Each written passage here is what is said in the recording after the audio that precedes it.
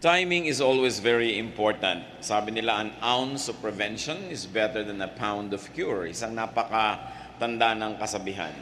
Kung ang pagkilos ng tao ay nagawa niya bago magkaroon ng problema, mas marami siyang matitipid na oras, lakas, o kaya ay resources, kesa kung susundan na lang niya na natapos na yung problema. Ang pag-aaral po natin ngayon, late lessons, or lessons usually learned too late in life. Ano ba yung mga bagay na kuminsan ay huling-huli na para malaman, kaya importanteng alamin na habang may panahon pa. Salamat Panginoon dahil kayo Diyos na tugon sa aming mga suliranin, sa aming mga tanong. Kayo ang katapat ng lahat ng aming mga pagdududa, kayo ang katapat Lord ng lahat ng aming kakulangan. Kayo ang pumupuno, nagsasapat sa amin. Patawarin niyo po kami sa mga kasalanan namin, Panginoon. Dalhin niyo po kami sa inyong presensya, alang-alang sa iyong anak na si Jesus. Hugasan niyo po kami, paging dapatin, gawing malinis dahil sa inyong pagpapatawad.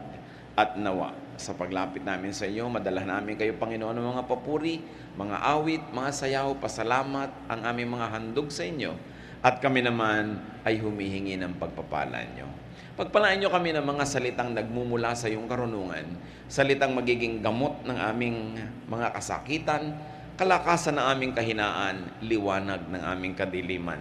Ituwid niyo po ang mga kalikuan namin, Panginoon, palakasin niyo po kami, pagalingin at akayin sa matuwid, maganda at maningning na daan.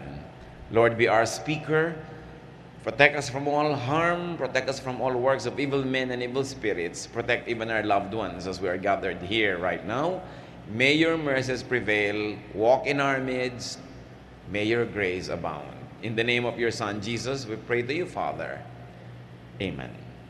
Late lessons in life. What are the lessons usually learned too late in life? Although pag sinabi natin too late, we don't really mean wala nang pwedeng mangyari. Pero mas maganda sana kung mas maagang natutunan. Kaya naman, the younger you are, the more benefits you will get in learning these things. Number one is put God in your life as early as possible. Be as godly as possible before you get damaged or ruined.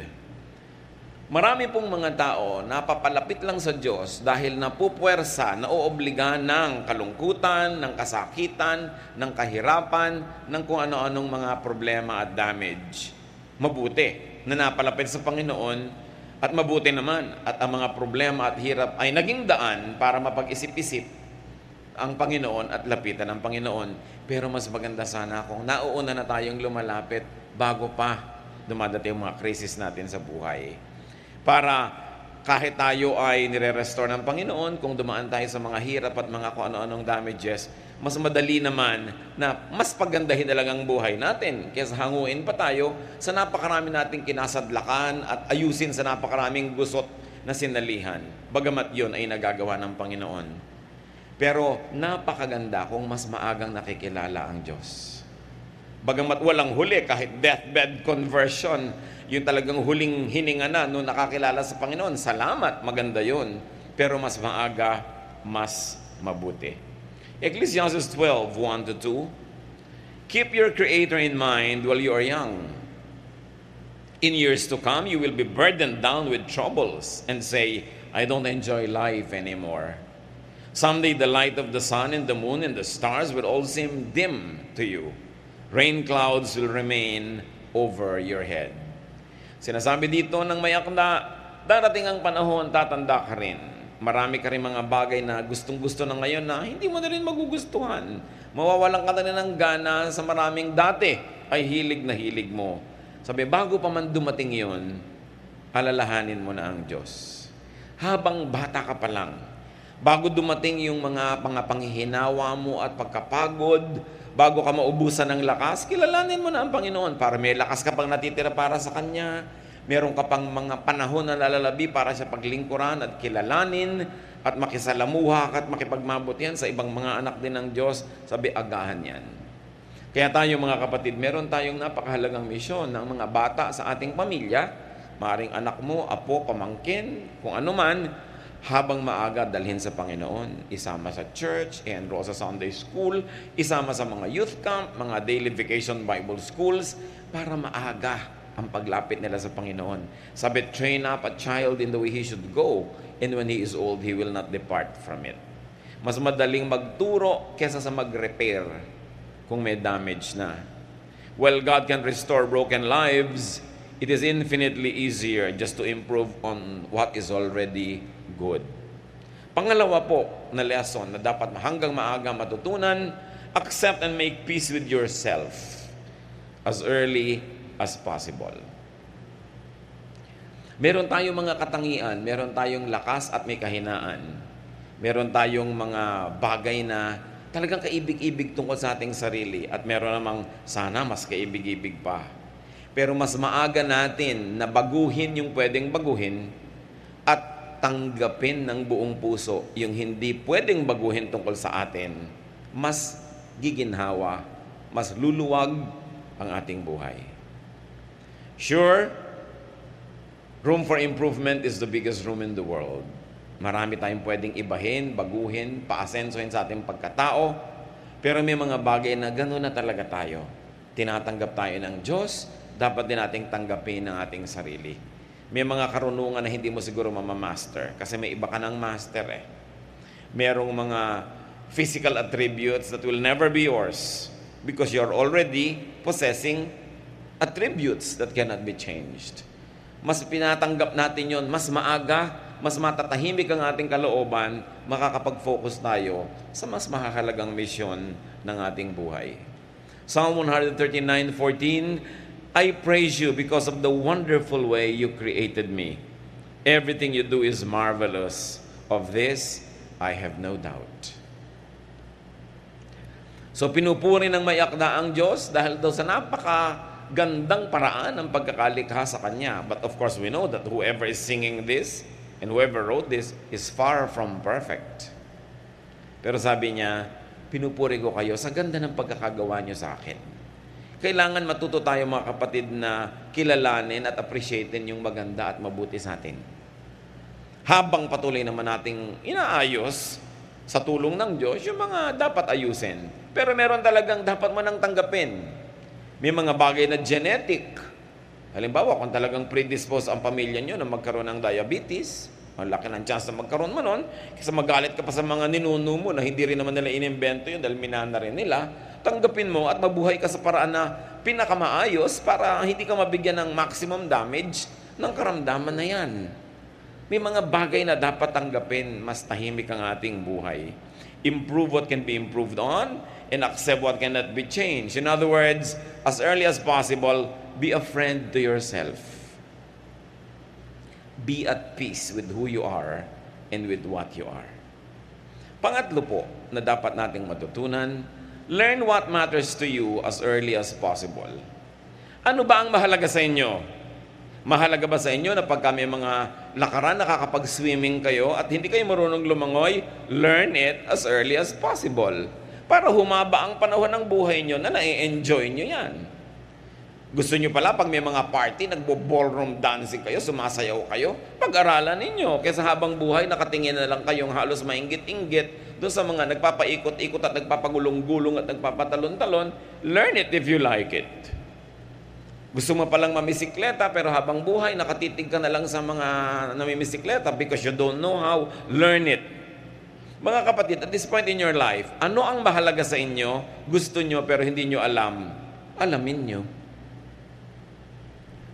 Mas maaga nyong ma-master yan, mas mahaba ang natitirang oras para nyo ma-enjoy.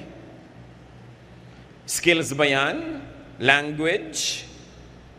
Is it a piece of information? Is it a trade? Isang uri ng paghahanap buhay o nagagawa ng kamay? Alamin. We cannot forever say, gusto ko sana pero hindi ko alam. Agahan. Proverbs 24:5, a wise man has great power, and a man of knowledge increases strength. Sa palagay nyo, anong dapat nyong malaman na pag nalaman nyo, mas lumalakas kayo bilang tao. Mas lumalakas yung bargaining power nyo with the world. Know it. To know is to master, to conquer, and to use. Another thing we have to learn is to be as healthy as much as possible, as early as possible. Bakit sabi nila pag nagkakaedad ka na, dumadami na sakit? Ang dami mo na kasing inipon na lason sa iyong katawan. Ang dami mo nang inipon na atraso, mga pawis na hindi mo na ipawis, exercise na hindi mo na i-exercise, at mga hindi mo dapat kinain na kinain mo. Siyempre, darating ang panahon, mahahabol ka rin yan, dumadami, nagkakasabay-sabay.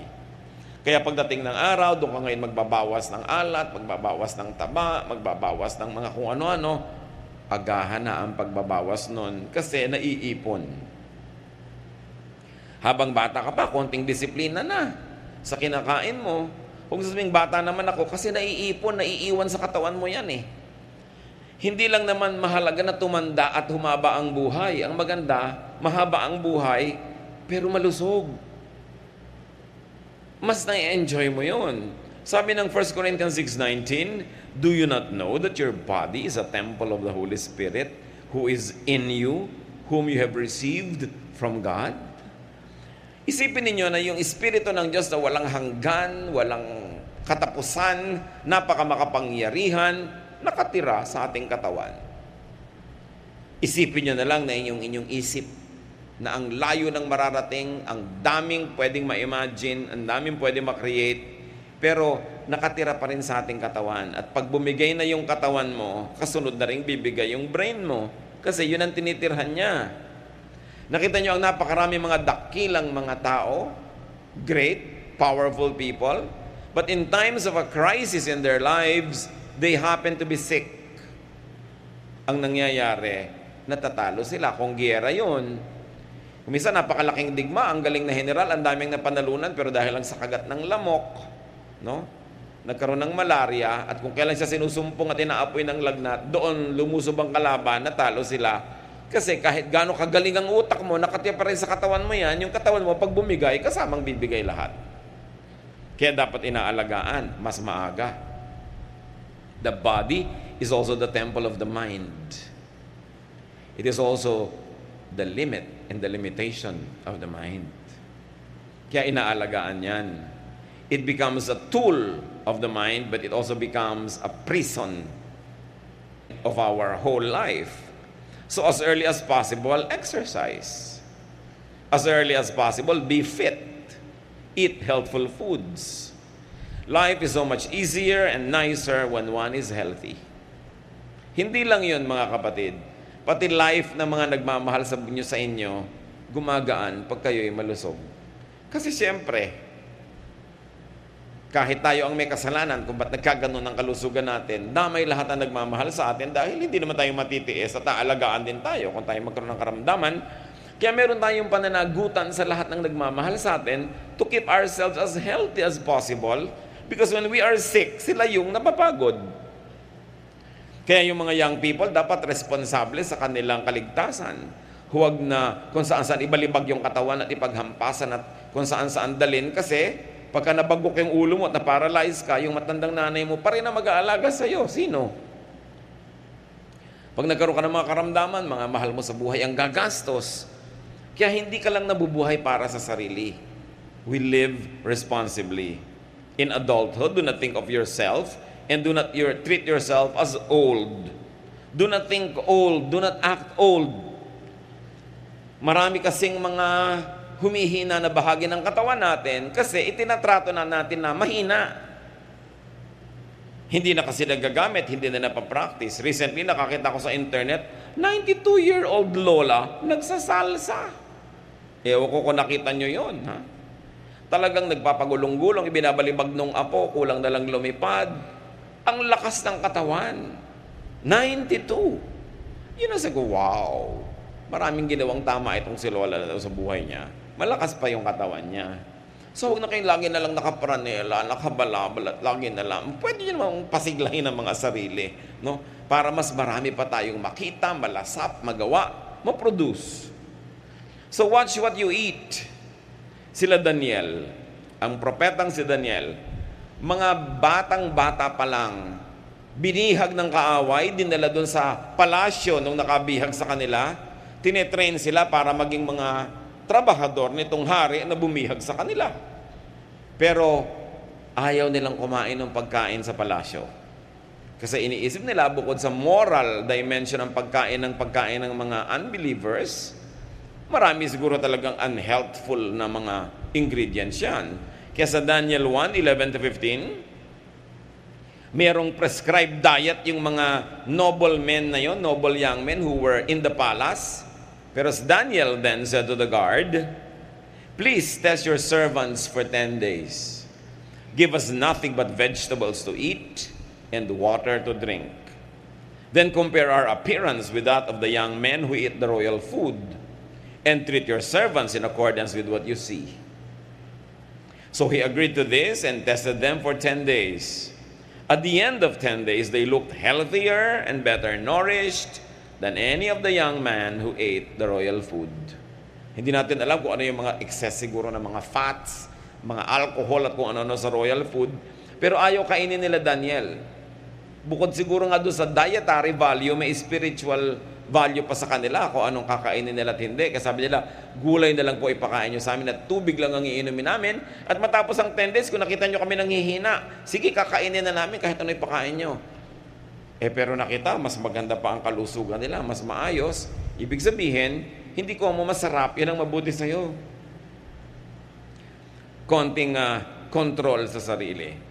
Isa pang dapat nating matutunan habang mas maaga sa buhay, mga kapatid, have fun whenever possible.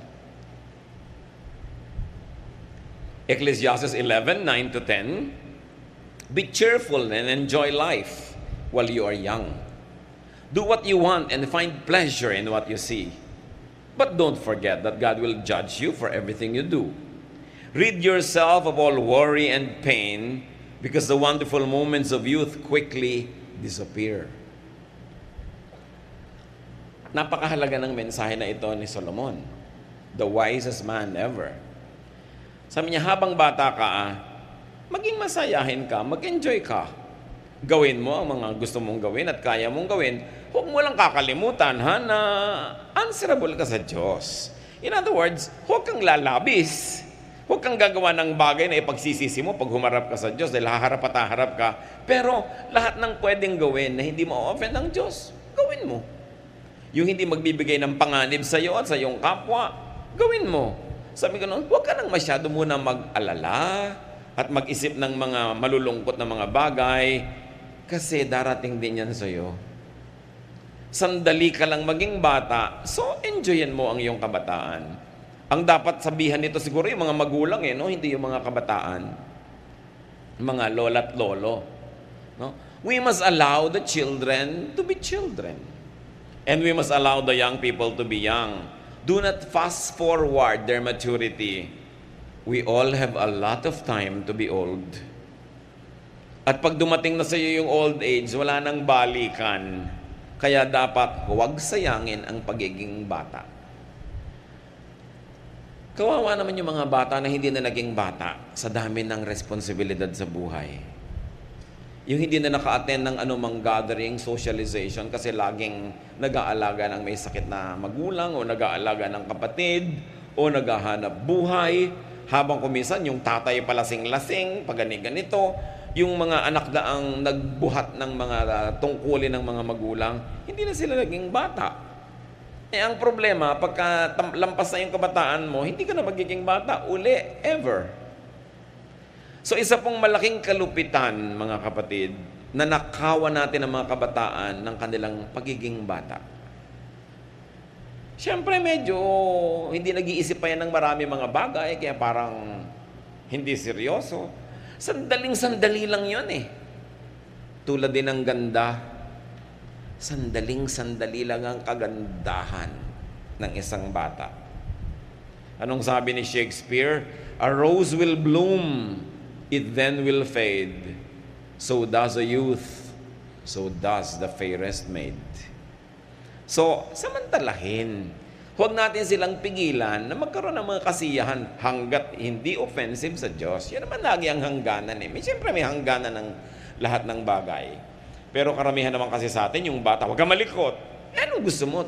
Ma-paralyze na siya at mag-wheelchair na. Bata nga eh. Siyempre may likot. May hangganan din lang, huwag ka naman makabasag, kang makasira naman kung ano-ano dyan. Bata ay bata. Mga young people, biglang magtatawanan ng malalakas, iirapan agad ang mga lola. No?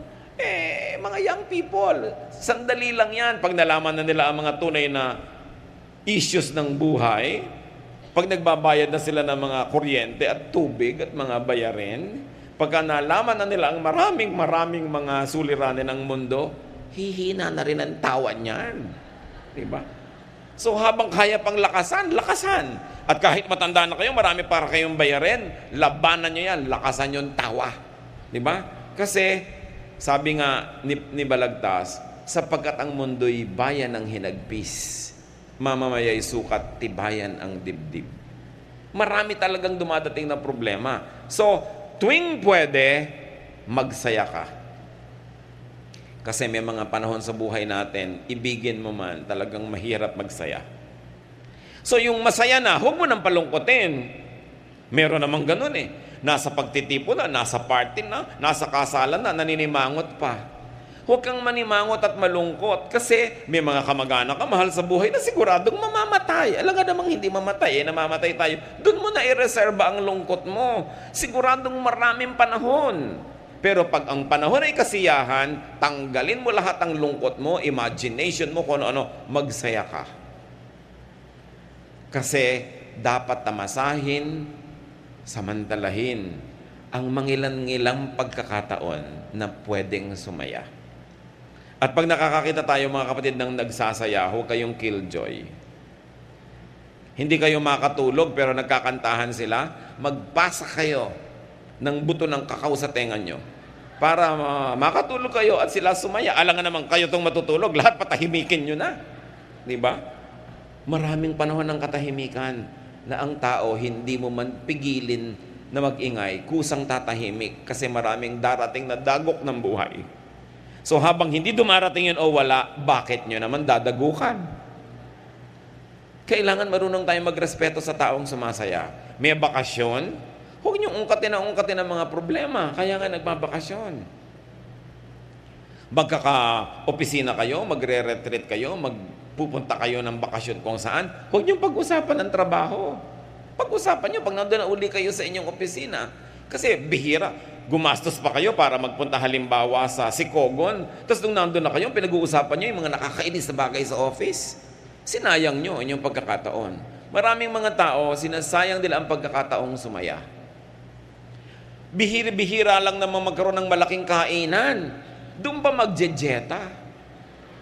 Kalimutan nyo nga yung jeta nyo kung masarap ang mga pagkain. Dahil madalas naman talagang jeta kayo dahil kulang ang budget, di ba? So doon na lang kayo magjeta. Darating din yon. Pero yung manaka-naka na mayroong festival, naku, enjoyan mo yan. Kesa sa pag dumarating ang panahon ng gutom, inaala-alala mo yung mga dapat sana'y nakain mo pero hindi mo kinain dahil nag-iinarte ka. No? Magsisisi ka ngayon. So enjoy it. Enjoy youth. Enjoy young adulthood. Enjoy adulthood. In fact, enjoy every stage of life. Ecclesiastes 3, 1-11 can be summarized as saying, everything on earth has its own time and its own season. There is a time for laughing and dancing. And if it is not your time, hayaan mo yung iba to enjoy their time. Kung sino ang nagsasaya, siya ang may karapatan. Yung ayaw magsaya, yun ang lumayo. Pero huwag niyong pigilin yung nagsasaya. Hindi niyo alam, baka bukas may malalaman siya kahindik-hindik na bagay na kahit hindi niyo pigilin, talagang mawawala na yung saya niya. Unfair naman na hindi man lang siya nakapag-charge. Malolobat pala siya bukas, hayaan niyo siyang mag-charge ngayon. No? Para may baon siyang saya sa buhay. Kaya mahalaga mga kapatid, yung maliliit na bata, i-maximize natin ang saya nila. Para marami yung baon. Habang tumatanda sila, nawi-withdraw yun, kaya damihan nyo yung deposit na love habang sila'y bata pa. Hindi ko sinabing palakihin sila sa layaw, sa saya. Pero hindi ko sinabing i-exempt sila sa pagod, sa training, sa disiplina. Pero dapat ginagawa man natin ang lahat ng yon, may kakambal na saya. At makikita nyo sila yung magiging mga matitibay na tao, mapagbigay, maibigin, at masasarap na mga kasama. So, There is a time for laughing and for dancing. Maximize that time. Create, invent ways to be happy. Be youthful at heart and let the young be young. Kuminsan, ang ikinakalungkot ko po, pag marami mga nagiging born-again Christian, akala nila bawal sumaya. So, bawal na lahat, no? Bawal na lahat. Napaka-maunawain ng Diyos. Gawin nyo kung ano yung nagpapasaya sa inyo, maliban na lang, alam nyo talagang maling-mali. Ngayon, medyo gray area, pero gustong-gusto nyo gawin, napakabait ng Diyos para Kanya unawain, no? So, ang ating laging panghawakan, yung bait, hindi yung higpit ng Diyos. Mabait siya. Ang mahigpit lang kuminsan yung lola mo o yung tiya mo na old maid, mas mahigpit pa talaga sa 30 na pinagsama-sama yan. Bakit? Hindi kasi siya nag-e-enjoy sa buhay. No? Kaya tuloy, gusto niyang idamay halos lahat ng tao na huwag na rin mag-enjoy sa buhay. Napakahirap kasi nung mga tao na walang nagmamahal, walang nakikipagmahalan, walang mga outlet, walang mga saya. Ang gusto, idamay lahat ng tao sa mundo. Gawin natin ganito mga kapatid, kung ano man ang hindi natin na-enjoy, ipagdiwang natin kung na-enjoy ng kapwa natin. At sa ating pakikipagdiwang sa kanila, nakakasalo na rin tayo sa enjoyment. Kasi yung lagi mo silang pinipigil. Wanting to learn early, mas bata, mas mabuti, save. Mag-impok. Save whenever possible. And if you're already saving, save more. Kung malapit ka na lang mamatay, ang dami mo pang savings, edi pamigay mo. Pero mabuti na rin yung kinamatayan mo, may savings ka pa kaysa wala. Invest. Ecclesiastes 10:19, sabi ni Solomon, pinakamarunong na tao sa balat ng lupa, money is the answer for everything. Sa inyo, ganun ba yun? Tatandaan nyo mga kapatid, it is the love for money that is condemned in Scripture, not money. Yung pag sobra mong minahal, kinalimutan mo ng Diyos, kinalimutan mo ng kapwa, yun ang sumasama. Pero yung pera mismo, gusto ng Diyos, marami tayong ganyan. Kaya nakita mo ang Panginoong Jesus, pinagalitan niya yung binigyan ng mga talent, hindi ininvest, hindi nagtubo, binawi pa. Gusto ng Diyos, marami kang pera. Proverbs 6:6-8, go to the ant, you sluggard. Consider its ways and be wise. It has no commander, no overseer or ruler, yet it stores provisions in the summer and gathers its food at harvest. Sabi niya, ikaw tamad, tingnan mo yung langgam. Pag tag-araw, pag tag-ani, pagod na pagod. Nagbubuhat ng kung ano-anong madidilihensya niya sa buhay. Kuminsan, 20 times heavier than the body of the ant binubuhat niya. Minsan nagtataka ka sa sahig, may naglalakad na bigas. No? Nung tignan mo, may munting langgam sa ilalim, buhat-buhat niya, naghahanap buhay siya. Ikaw naman sa dista, tiniris mo pa. Naghahanap buhay nga yung langgam eh. No? Sabi, kita nyo yan, kasi hindi laging pwedeng merong kampulutin, kasi hindi laging harvest. Kaya kung tag-ulan na, maaanod na sila ng mga tubig, hindi na pwede, sa tamang oras, nag-iimpok. Para pag dumating yung pangangailangan, merong nakatabi. Kailan tayo dapat mag-impok? Kung kailan tayo malusog, kung kailan tayo bata, kung kailan tayo kumikita, hindi yung ubos-ubos biyaya, bukas na katunganga. Ang mga young people, hirap na hirap magtrabaho ng mga graveyard shift, tapos inuubos ang pera nila sa mga kapeng nakakasikmura. Yung mga maaasim na kape. Talagang mga pagpapanggap at pagbabalat kayo, no? Para lang magmukhang sosyal. Tapos nauubos ang mga pera sa kung ano-anong gadget. Tapos mamaya, tumanda na, wala malang savings. Kailangan may isave ka. Ngayon, kung may mga kamag-anak ka na palahingi, palaasa, paladagan, no? Talagang gumagamit ng straw para sip-sipin ang dugo mo mula sa pinakamatabang ugat sa iyong leeg. Di ba? Lalo ka dapat mag-save. Huwag mo ibibigay lahat. Do not give everything. Give proportionately. Magtira sa sarili. Pag naliligid ka ng mga ganitong tao, lagi silang wala, ikaw yung meron, uubusin nila, bukas pare-pareho na lang kayong wala. Hayaan mo na lang sila wala, ikaw meron. Para pag may emergency sila, kahit paano, pwede mo rin tulungan, kaysa ipinamigay mo ng lahat. Lalo mga magulang. Alam niyo naman ang mga Pilipinong magulang, ibibigay ang lahat sa anak. Kung umaasa kayo na lahat ng anak ay itatagod kayo sa pagtanda, paano kung hindi mangyari? Paano kung nakapag-asawa yan ng ubod ng sama ng ugali? At nakulam yung anak nyo at nailayo talaga sa inyo. O anong gagawin nyo ngayon? Binigay nyo lahat. Magsisimang kayo, 80 anyos na kayo, 70. Lampas na yung climax ng pagkita nyo. Anong gagawin nyo? Magsisisi na lang kayo hanggang humina kayo ng humina, maubos ang maubos. Don't give everything. I'm telling you, give, but give proportionately. May tinatabi ka. Ang God is God of proportion. Ang Diyos nga, 10% lang hinihingi. Di ba? So, ibig sabihin, may tinitira ka sa sarili mo, sa ganito, sa ganon. Dapat ganon. Kung kayo'y kumikita-kita, medyo katanghali ang tapat ng inyong buhay, walang ginawa ang mga kamag-anak nyo kundi manghingi, paano kayo magkakaroon? Ipinapayo ko lagi sa iba, maghulog kayo ng lote. Maghulog kayo ng anumang bagay na alam lahat ng kamag-anak nyong may hinuhulugan kayo, therefore, hindi nila kayo dapat obligahin na lagi magbigay sa kanila dahil may hinuhulugan kayo.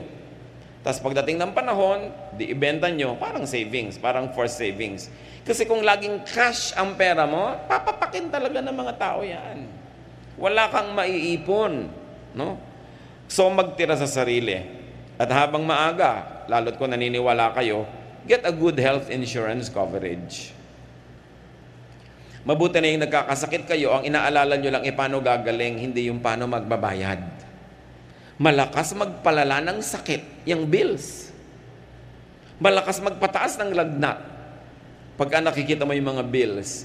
Kailan kayo kukuha dapat ng health insurance coverage? Habang bata kayo kasi mura pa yung premium. Alam niyo na yung mga insurance, pero hindi ka naman yan love. Negosyo yan.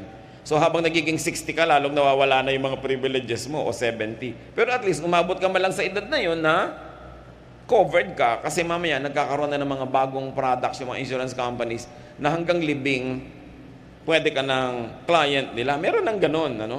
Pero maganda meron kayong ganun. Kaya lang pakatinuan ninyo. Dahil maraming mga insurance companies nakaka 1, 2, 3. No? Tinatakbuhan ka bigla, nawawala bigla. So tingnan nyo yung track record ng mga kumpanya. But it's nice to have that. Get educational and health insurance for your children. The younger they are, the cheaper. Ako, isang patotoo. Sa ganito, napapatunayan ko this works. Yung mga insurance, health insurance, educational plans. Dami ko nang nakita na talagang it works. Kaya lang nga, talagang medyo maghihigpit ka ng sinturon habang nagbabayad ka ng premium. 5 taon lang naman yun. At kadalasan, yun yung 5 taon na bata ka pa, nasa peak ka pa ng pagkita, pwedeng gawin. Kita niyo yung babaeng pinupuri sa Proverbs 31:25? She is strong and graceful, as well as cheerful about the future. Sabi ng NIV, she can laugh at the days to come. Sino ang pwedeng magtawa-tawa sa darating na kinabukasan? Yung may ipon. Magulang ka, magkakalis na yung anak mo, sabi mo, magkakalis na anak ko, may pambayad ako. Di ba? Gaano karami nakakatawa ting Hunyo? Pag nakasalubong may mga mukhang Biyernes Santo, Hunyo. Kasi enrollment, walang savings. Gaano karami yung nakakatawa kapag naalala mo, naku, tatanda ako, kailangan ko ng wheelchair. Bibili ako ng may mga umiilaw-ilaw pa habang gumugulong. Di yung may pambili, di ba? Sinong nakakatawa sa mga darating na sakit? Di yung may pampa-ospital, she can laugh at the days to come. Yung Proverbs 31:25, lady, because she has savings. So mahalaga, meron yan. Isa pang lesson, mga kapatid, if you have a chance, I like to emphasize this, if you have a chance, dahil yung iba gusto pero walang chance, and you are psychologically and emotionally fit to marry, marry. Huwag nyo nang tanongin yung katabi nyo, ba't ikaw hindi ka nag-asawa? Di ba? Hindi kayo makialam. Pero if you have a chance, if you are psychologically, emotionally, economically, physically fit to marry, marry. Maraming ligaya ang pag-aasawa kahit marami rin itong hirap. Pag kinuwenta mo, kwentas klaras, panalo ka pa rin usually. Pag nagkaroon ka talaga ng isang married life. When you can have and raise a child or children. Mahirap lang yan sa simula, pero malaking joy ang binibigay niyan sa'yo. Lalo't kung mapag-aruga, kung tumanda ka, bagamat hindi yun guaranteed. Di ba? So huwag kang mag-alaga ng bata dahil investment mo siya para alagaan kanya pagtanda mo. Hindi guaranteed. Mahalin mo lang dahil mahal mo. Kung minahal ka uli sa sukli, di maganda. Kung hindi, may tinabi ka sa sarili mo. Yun ang importante. Proverbs 18:22, he who finds a wife finds what is good and receives favor from the Lord. Baligtarin mo rin yun, ganun din sa husband. Mapalad yung mga tao who have a chance and who are psychologically and emotionally fit to have a spouse. So, huwag sayangin yun if you fall under that classification. Kahit ano pa ang hirap, mas matimbang pa rin ang pakinabang kung nagkaroon ka ng kabiyak. Psalm 127 verse 3, children are a blessing and a gift from the Lord. Kung minsan mga kapatid, merong mga ipinagbubuntis na bata in ways that are socially undignified. May mga unwanted pregnancies. May mga hindi inaasahan. Merong mga kuminsan na puwersa nangyari. Sakali mat mangyari, bagamat ayaw natin, never abort a child. At kung ikaw naman ay isang dalaga na sa mga laro sa'yo ng tadhana ay bigla ka naging isang dalagang ina, huwag mong ipamigay ang bata. Palakihin mo. Machichismis ka lang ng 1 linggo, 2 linggo, 1 buwan. After 1 month, may ibang babaeng buntis na uling mapag-uusapan, aalis na sa'yo ang spotlight. Palakihin mo yung anak mo, hindi ka man nagkaasawa, may anak ka na. Alam niyo po kasi, I'm talking through experience. May mga kilala akong mga kababaihan na nagtapon pa ng anak, nagganito pa, tapos hindi na sila nagkaasawa, ngayon nung medyo may edad-edad na, nanghihinayang, pinalaki ko na lang sana. Tapos ting nakakakita ka ng bata, naku, ganito ni ata kalaki yung anak ko, kundi ko pinamigay. You know, kung wala ka man naging asawa, tinatawag ka mang disgrasyada, ganun talaga ang buhay, no? Hindi mo namang ginusto yan, wala naman sa slambok mo na yun ang ambition mo. Napalagay ka doon, iayos mo kung ano yung naging mali, itama mo, and then, pasalamat ka, may anak ka na. Kesa wala. Huwag kayong magtatapon ng bata. Makakaraos din. Nairadaos yan. Tsaka huwag kayong masyadong maging maramdamin sa chismis. Kahit nga wala kayong gawin, chichismisin pa rin kayo ng mga tao. Yung mga chismosa naman na yan, hindi ka naman naaalagaan niya kung nadapa ka. May anak ka, baka naman ibangon ka kung madapa ka. Huwag niyong pansinin yung mga chismosa. Make the most out of your life. Bihira, walang tao na nagiging perfect ang buhay niya. Nagkakapingas-pingas, nagkakalamat-lamat. Nangyayari yan Yun ang maganda nga sa tao dahil meron tayong Diyos na pagdaraanan ang lahat. Basta tayo nagpapatulong sa Panginoon. Huwag kayong masyadong sentimental about it. Blessing pa nga yun. May anak ka na, may nangyari sa'yo. Nakapag-asawa ka, hindi ka masyadong naging maginhawa, hirap ka rin, pero siguradong may ligaya ka rin, pasalamat ka rin. Dahil blessing pa rin yun. God is so good at restoring us. God is so good at repairing broken lives. So don't let the brokenness continue to haunt you all your life. No? At just pick up the pieces, get on with life. Ano ba? Nangyayari yan sa lahat. Ang mahalaga, we'll learn from every mistake. And the mistakes we commit should make us kinder and nicer to those who commit other mistakes. Mas magiging maunawain ka dahil may pinagkukuhanan ka, may pinaghuhugutan ka ng pangunawa. At kung kayo naman naiibig, abay di umibig kayo, love. Never mind not being loved back. Meron kayong mahal, kaopisina nyo, talaga namang lahat ng bonus nyo, inapanulan yung kaldero, binibigay nyo sa kanya, pero hindi pa rin kayo pinapansin, ibigay nyo pa rin. Alam nyo yung nagmamahal, mas masaya naman nyo kaysa doon sa minamahal kayo yung nagmamahal, hindi man kayo suklian ng pagmamahal, magmahal pa rin kayo, at least naranasan nyo magmahal. Diba? Kaysa sa hindi na kayo minahal, hindi pa kayo nagmahal. Di wala na kayong naranasan. It's all right to love and not be loved back. Because loving by itself gives you a lot of happiness. Kung sinuklian pa, kahit konting pagtingin, malay nyo naman. So huwag kayong matakot umibig. Yung mga nabigunan ng mga 18 beses, may mga 18 pa ulit na lalabi. Ubusin nyo. Diba? Huwag kayong sobrang nadala, naging playing safe, ayaw nyo na. Buhay pa kayo eh. Ba't umaayaw na kayo? Ngalan nyo naman, dito sa ika-27 pag-ibig, yan na talaga matupad ang mga pangarap nyong ilakad hanggang altar. Habaan nyo ang lakad. Mula pa lang doon sa Harrison, maglakad na kayo. Para makabawi kayo. No? So never mind kung hindi ka minamahal. Mahal mo pala, mahalin mo pa rin. Hindi ka binibigyan ng pag-asa, mahalin mo pa rin. Huwag mong ilagay sa kanya yung pasya kung anong gagawin mo sa pag-ibig mo sa buhay. Sasaya ka rin. He who loves enjoys more than the one being loved. Pangwalo, hold no grudges, have no regrets, discard anger from your heart. Mas maaga, mas mabuti. May gumawa sa'yo ng masama nung araw, hanggang ngayon inaalala mo pa, ang totoo nun, paulit-ulit na nagagawa sa'yo yung masama kahit wala na siya dyan, kasi nire-replay mo. Lugi ka. Kung meron kayong dapat patawarin, huwag na yung pag naghihingalo na siya o naghihingalo kayo, tsaka pa kayo nagpapatawaran, patawarin nyo na agad. Makakalaya siya, makakalaya kayo, mas luluwag ang buhay. Huwag kayong magtanim ng sama ng loob. Yung puso nyo, dapat tinatayaman ng pag-ibig, hindi ng sama ng loob, hindi ng galit, hindi ng mga hinanakit, himutok, hindi ng mga pains and sorrows. Minsan na kayong nasaktan, tama na. Ilibing nyo na forever, magpatawad na kayo para hindi maulit. Kasi habang sinasariwa nyo, bumabalik yung galit, bumabalik yung sakit, sinong lugi? Edi kayo. Mas maaga, mas mabuti. Kasi maiksi ang buhay. Sayang ang bawat saglit na inubos mo sa pagiging galit. Pwede naman sanang inubos sa pagiging masaya. It is your decision.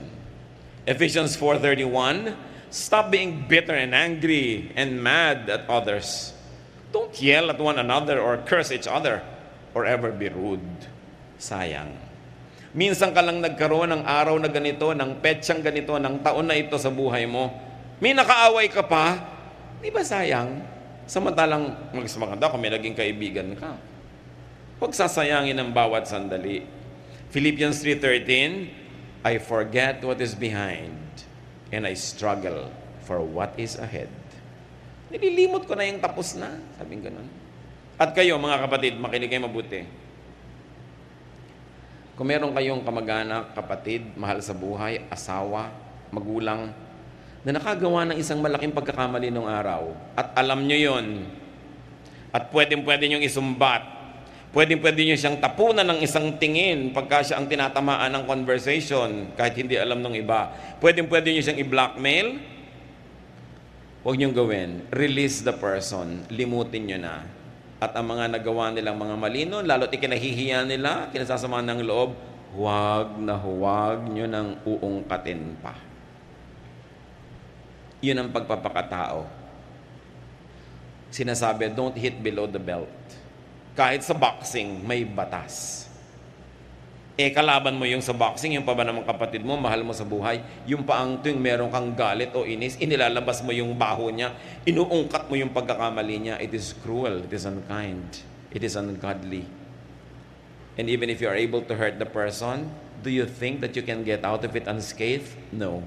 Kayo man, kahit galos magkakaroon.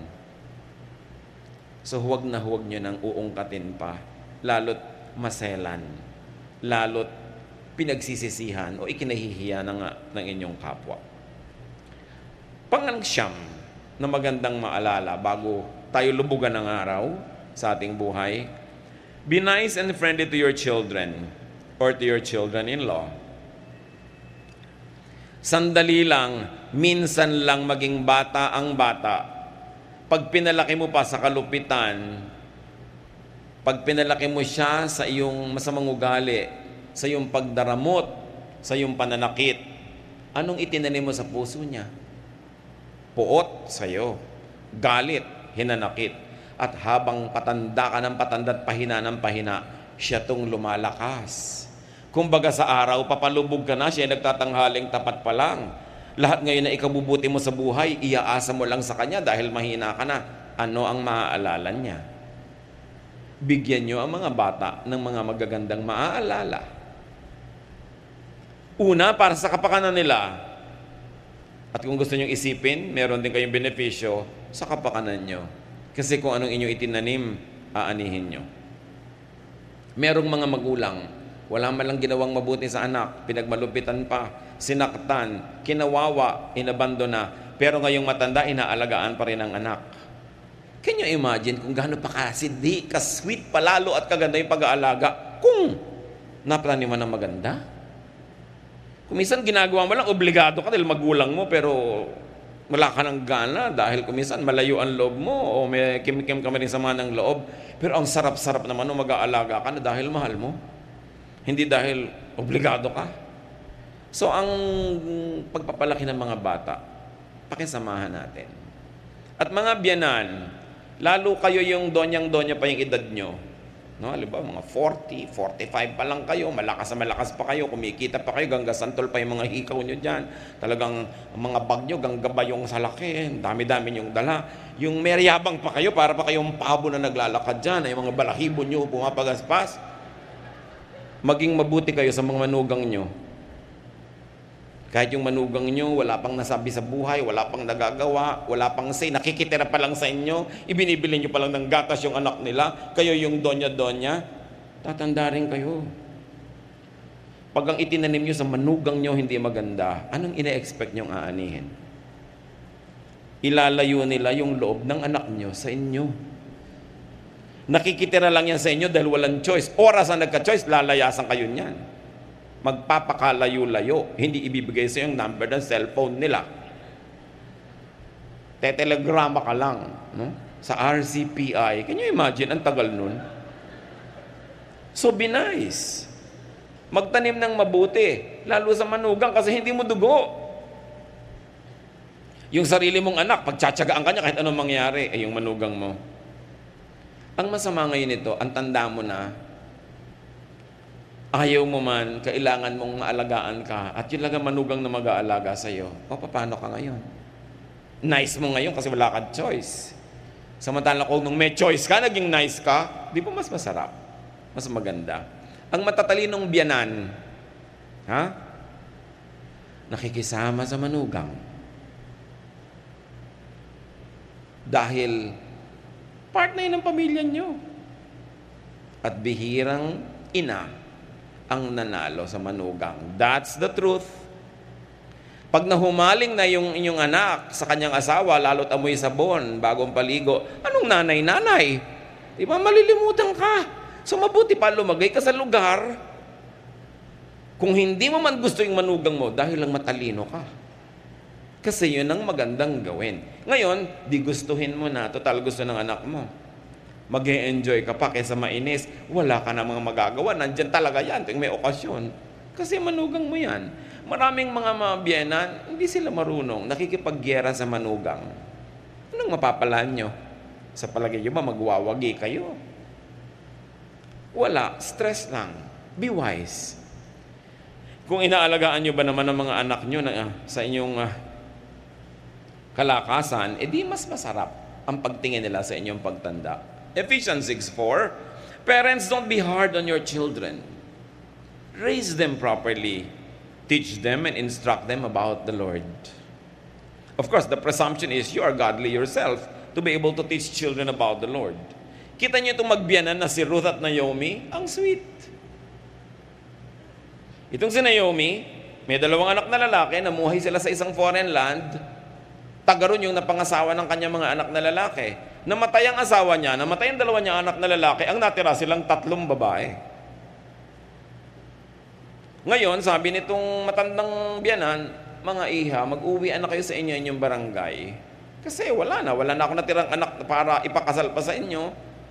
Magkanikanya na tayo, gumawa pa kayo ng buhay nyo dahil bata pa kayo.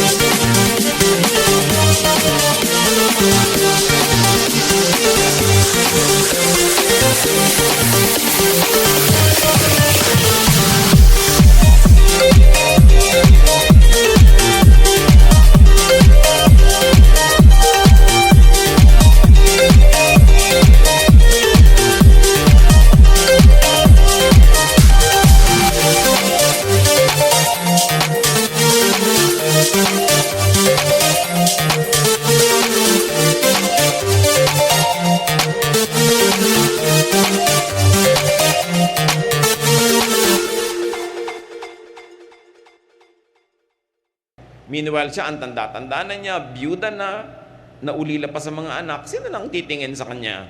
Ruth 1:16-17, Ruth answered, "Please don't tell me to leave you and return home.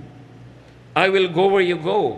I will live where you live. Your people will be my people. Your God will be my God.